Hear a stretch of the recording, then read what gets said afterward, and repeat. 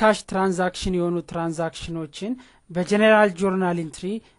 እናሳልፋቸው ለምሳሌ እነዚህን ኤክሰርሳይሶች ለማሳለፍ እንሞክር ኢንተር ዘ ፎሎዊንግ adjusting entry for month ending January 31 2007 supply on hand 3600 supplies እጃችን ላይ ያለው 3600 ነው unexpired insurance 1200 ነው depreciation expense of equipment 10% of the total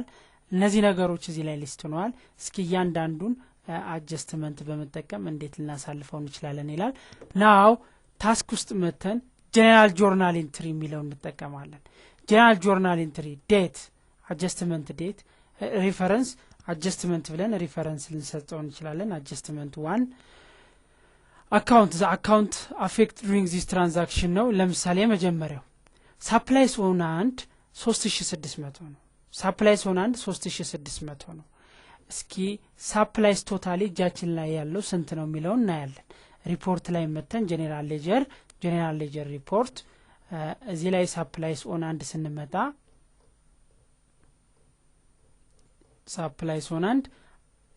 ስንታለን 11500 አለን አሁን እጃችን ላይ ያለ የሚባለው ስንት ነው 3600 ነው ስለዚህ ካልኩሌተር እዚህ ጋር ክሊክ አድርጎ ካልኩሌተርን እዚህ ጋር ክሊክ ታደርጉ ካልኩሌተር ይመጣላችኋል ዜን 11500 ሲቀነስ 3600 ስንት መት 7900 በ7900 supplies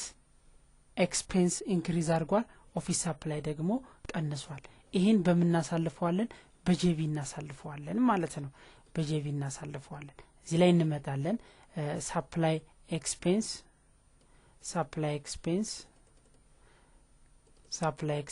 ይሄ መንዚ እንደ adjustment ነው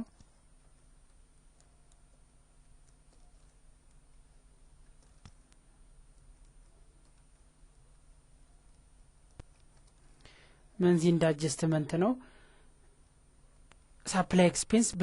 በ7900 አፌክት ሆነ ራሱ supply ኦፊስ supply በ7900 ምን ይሆናል ማለት ነው ክሬዲት ይሆናል እንደገና ወደሚቀጥለው ኤክሰርሳይዝ ስንሄድ ወደሚቀጥለው ኤክሰርሳይዝ unexpired insurance 1200 ይላል unexpired insurance 1200 ይላል now let's see it ሪፖርታችን ላይ መተን ስናየው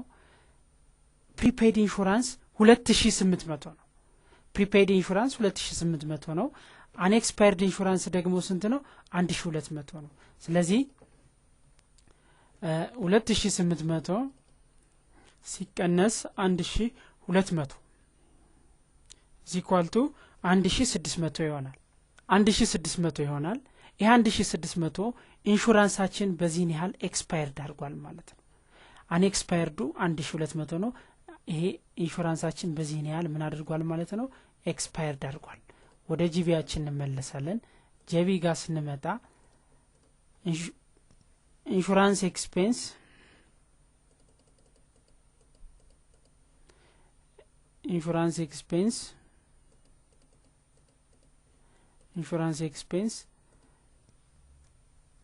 በዚህን በ1600 prepaid insurance በ1600 ዜን ወደሚቀጥለው ጥያቄ ስንሄድ depreciation expense equipment 10% of the original value ይላል original value ላይ currently ያለው original value 10% የሚሆነው ምን አድርጓል depreciate አድርጓል ማለት ነው value ለማግኘት እዚህ ላይ ሪፖርት እንመጣለን now currently 60000 ነው ያለን 60000 ነው የ60000 10% ስንት ነው 6000 ነው ማለት ነው so accumulated depreciation expense በ6000 debit ይሆናል accumulated depreciation equipment በ6000 credit ይሆናል ማለት ነው ጄቪያችን እዚሁ ላይ እንዳለን accumulated depreciation equipment በ6000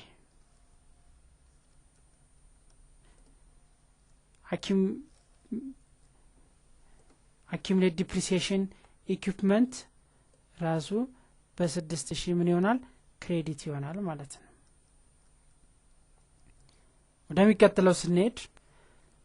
15% of the original value ቪክላችን ላይ ኦሪጂናል ቫልዩ 15% of the original value ነው የሚለን ሪፖርት ላይ መተን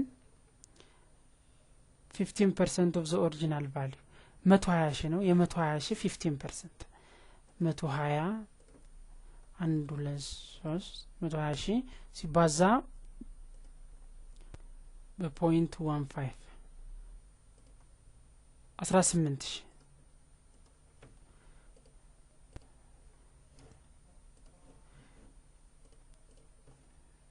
depreciation expense vehicle በ18 ሺህ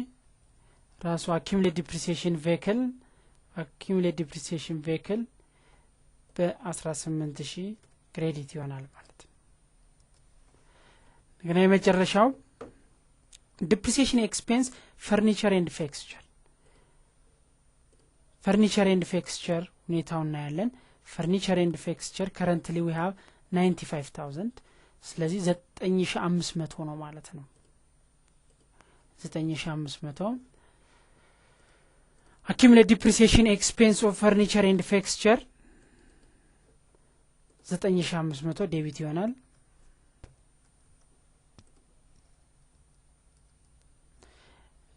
accumulated depreciation ራሱ furniture and fixture በ9500 9500 ምን ይሆናል ክሬዲት ይሆናል ማለት ነው። ከዚህ በኋላ ያው ሴቭ ብለን እንወጣለን ማለት ነው።